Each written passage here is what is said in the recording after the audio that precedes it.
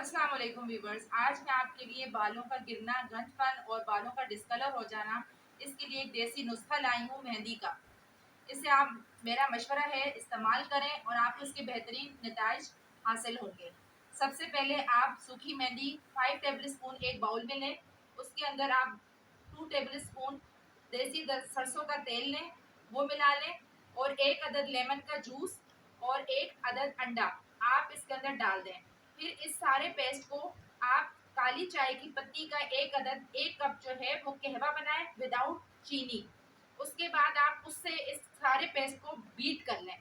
Beat अच्छे तरीके से कीजिएगा और आधा घंटा उसको रेस्ट दें। इसके बाद आप उसको बालों पर अच्छे तरीके से लगा लें और तकरीबन 2 घंटे आप बालों पर लगी रहने दें और फिर अपना सर आप शैम्पू कर लें।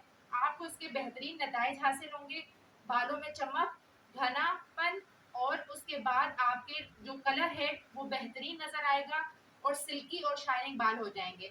ये तकरीबन आप 15 दिन में एक मरतबा ये नुस्खा जो है वो आप आजमा सकते हैं। Thank you very much.